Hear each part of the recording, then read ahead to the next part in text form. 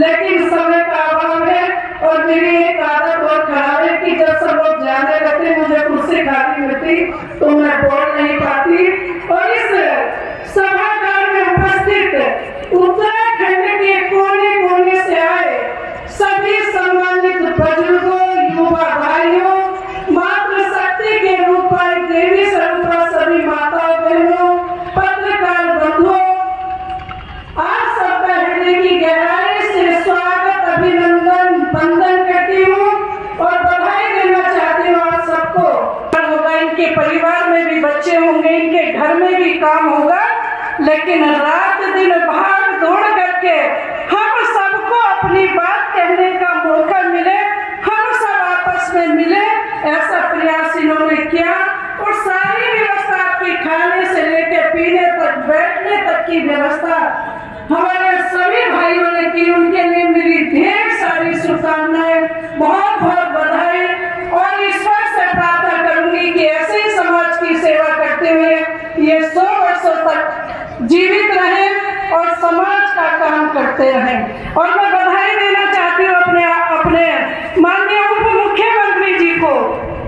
अभी भी उन्होंने मुझे फोन पर बात की थी, बिल्कुल अभी मैं फिर फोन करके उधर बात करने के लिए गई थी। उन्होंने आप सबके बारे में पूछा और कहा कि उनको विश्वास दिलवा देना कि जब प्रधानमंत्री जी शपथ लेंगे उसके बाद मेरा चाहे कोई छोटा सा कार्यक्रम रखे, मैं आप सब भाइयों से मिलने के लिए आऊंगा, क्योंकि उनके कार्यक्रम बहुत व्यस्त कार्यक्रम है। कल भी वे दिल्ली थे, लगातार रोज भाग रहे हैं। तो ऐसे हमारे उप मुख्यमंत्री जी जो बहुत ही सरल सहज स्वभाव के हैं, और भाइयों को भी जब उन्हें पता लगा कि उत्तराखंड की भूमि से भाई मिलने के लिए आए हैं तो उन्होंने सहर्ष से इनसे मिलकर के इनकी बात को कहा। लेकिन उन्होंने ये कहा था कि पूरा प्रयास करूंगा, लेकिन अगर संगठन का कोई कार्यक्रम बना तो मेरा आना भी असंभव हो सकता है।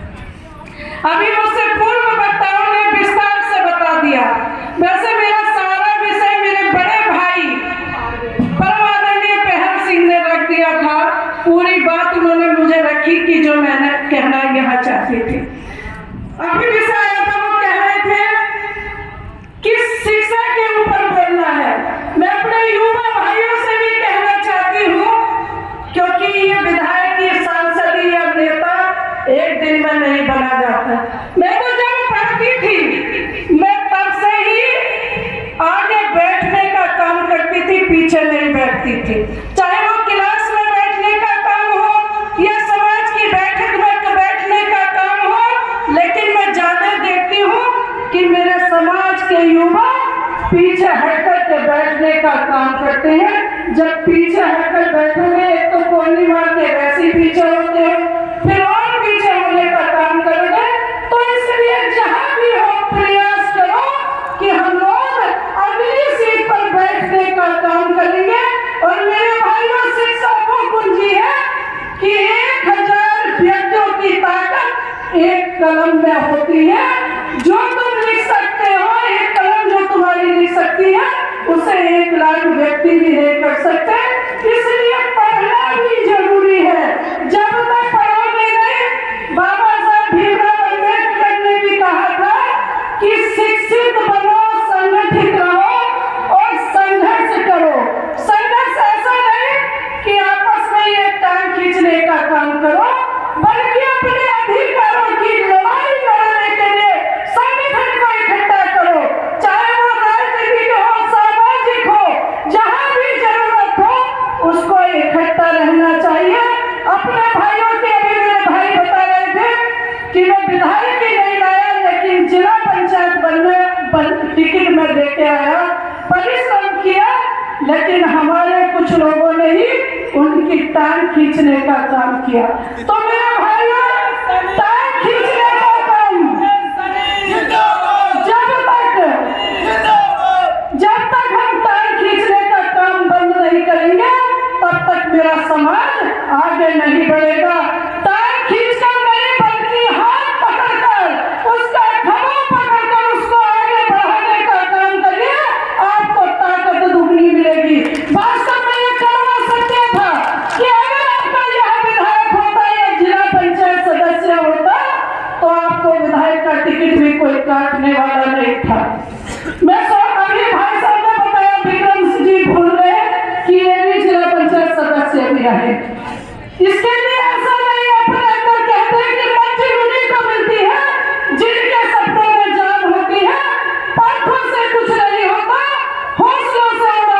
होती है। और जहाँ मैं रहती हूँ मैं आपको बताना चाहती हूँ कि वहाँ मेरे समाज के लोग भी कोई नहीं है, मेरा अकेला घर है।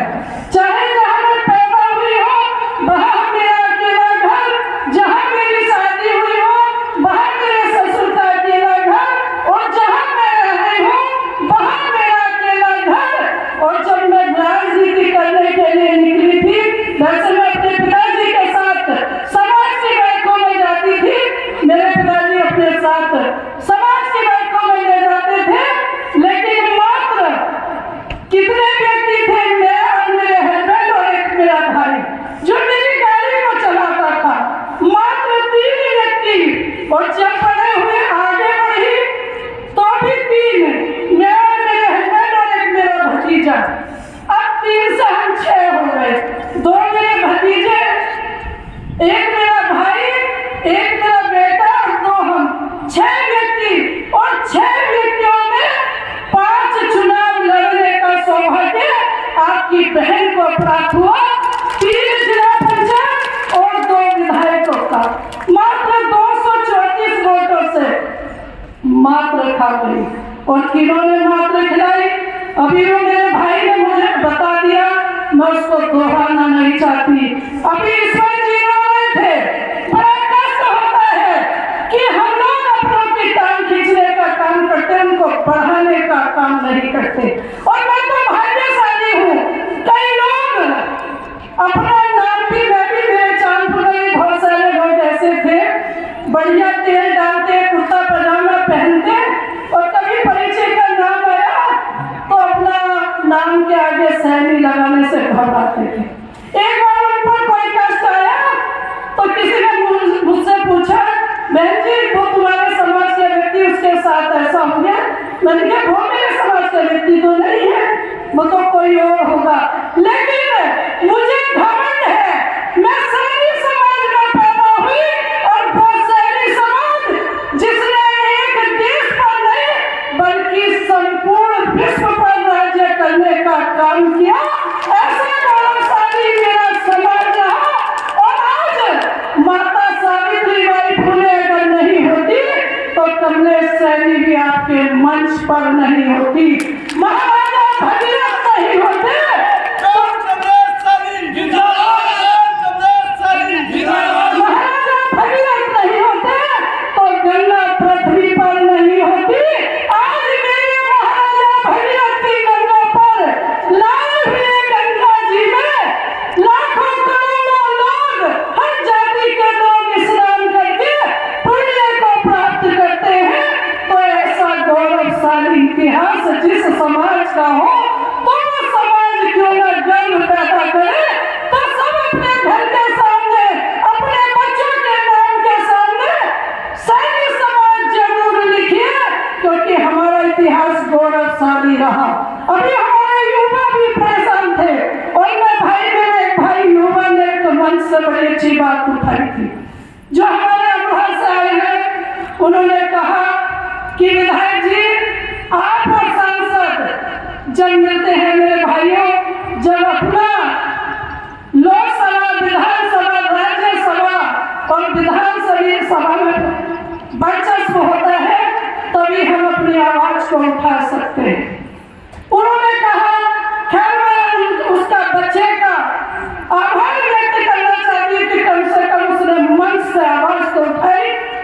हम और विक्रम भाई मिलकर के पहले भी हमने प्रयास किया, मैं और विक्रम जी और 1-2 लोग हमारे मिलकर गए थे कि जब महाराजा महात्मा ज्योतिराव फूले का नाम, अमरोहा का नाम महात्मा ज्योतिराव फूले पड़ गया था, तो उसका नाम ज्योतिराव फूले ही होना चाहिए था। ये हमारे समाज के साथ अनदेखी हुई है। और मैं तो सीधे कहती हूँ, मैं युवाओं को भी बताना चाहती हूँ कि अब युवा यहाँ बैठे, अभी भाई बहन सिंह को नाराज हो रहे थे कि युवाओं को मन से ऐसी बात वो नहीं करना चाहिए, कोई धार्मिक बात कहनी चाहिए, लेकिन मैं भी बधाई देना चाहती हूँ। मैं दूसरे भाइयों के युवा लड़के गाने गाते अपने समाज का प्रचार करते हैं, तो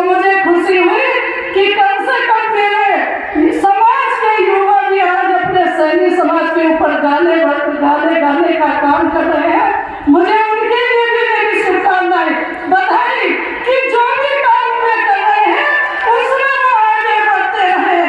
और लहर नहीं ललकार होगी, लहर नहीं ललकार होगी, और तुम संघर्ष करो सभी समाज के लोगों, एक प्रदेश में नहीं बल्कि कई प्रदेशों में देश और विदेशों में भी आपकी सरकार होगी, लेकिन उसके लिए आपको इकट्ठा होना होगा।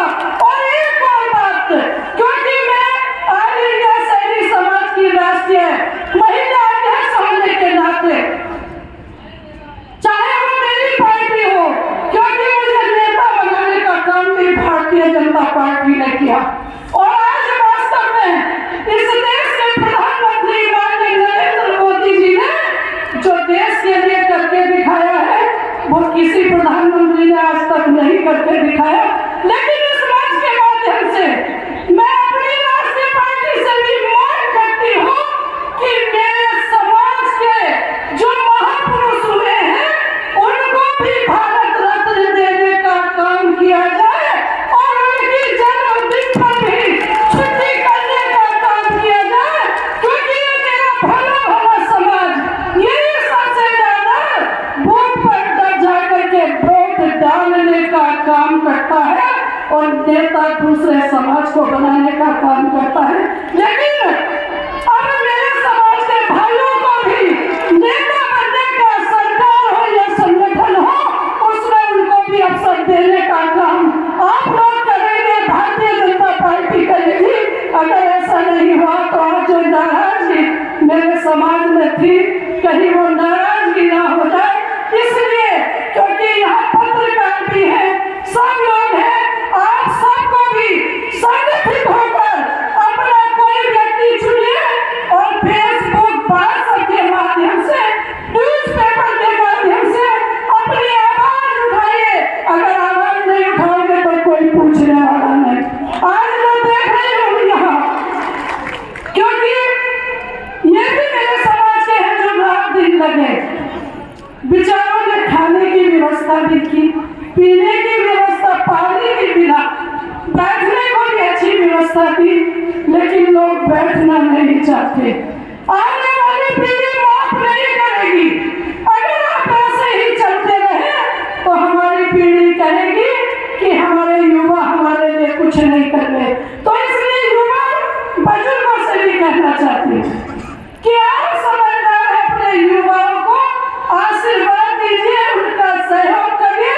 और आप, मैंने देखा जब मैं 2000 में तो 2002 में विधायक बन जाती या 2007 में बन जाती, लेकिन मेरी कोई वकालत करने वाला वहां जाता नहीं था। मैंने देखा मुजफ्फरनगर के लोग मेरी विधानसभा से एक बहन जी की टिकट मांग रही थी, वो मुझे नहीं जानते थे। मैं अपने नेताजी के पास जैसे ही गई, वो पीछे से आए दूसरे जिले के और कहने लगे कि अगर कोई सीट जीतेगा चांदपुर से तो वो सीट जीतेगी, बाकी तो सब हारेंगे। लेकिन मैं उनको जानती थी, क्योंकि सहारनपुर मुजफ्फरनगर के भाई मुझे सैनिक समाज में बुलाते थे, तो मैंने उनको कहा कि चांदपुर में रहते हो, बिजनौर में रहते हो या सहारनपुर मुजफ्फरनगर रहते हो। मैंने क्या गलत बात है? वकालत करनी तो अपने मुजफ्फरनगर की, अपने सहारनपुर की, या बात पक्की करिए, वहाँ विधायक वहाँ वकालत करने का कोई अधिकार नहीं। कहने लगे नहीं भेजे, हम तो वैसे ही चले गए थे। तो जो काम वो करते हैं, दूसरे लोग करते हैं, वो हम भी तो कर सकते हैं। लेकिन 17 में आपकी बहन को टिकट मिला, 36,000 से चुनाव जीत करके गई और जिला बिजनौर में पहली बार विधायक बनी, और चांदपुर विधानसभा में पहली बार आपकी बहन का नाम लिखा जाएगा कि कोई महिला अगर विधायक बनी चांदपुर विधानसभा से तो आपकी बहन बनी। तो मेरे भाइयों, मैं आप सबसे और मैं अपनी माता बहनों से भी आग्रह करना चाहती हूँ, क्योंकि कहते हैं ना कि माँ बच्चे की अच्छा, माँ बच्चे की प्रथम पाठशाला होती है। अभी मेरे भाई विक्रम जी कह रहे थे कि फोन देखिए, मैं अपनी बहन बेटियों से भी कहूंगी, अपने युवाओं से भी कहूंगी, विक्रम जी इस पक्ष में नहीं है कि आप फोन ना देखें, लेकिन अपनी पढ़ाई, हमारे माँ बाप के पास अगर इतना पैसा नहीं है तो हम अपने फोन का उपयोग अच्छे काम के लिए करें, पढ़ने के लिए करें। अपनी बहनों से भी आगे करूंगी कि अपने घर में माता सावित्रीबाई फुले की, महात्मा ज्योतिराव फुले की, महाराजा भगीरथ की, चंद्रगुप्त मौर्य की, इनकी प्रतिमा लगाइए। और युवा भाई बहनों से भी कहूंगी कि अपने इतिहास की, अपने महापुरुषों की बुक पढ़ने का भी काम करेंगे। कहते कि जिस समाज का इतिहास नहीं होता वह समाज कभी तरक्की नहीं कर सकता।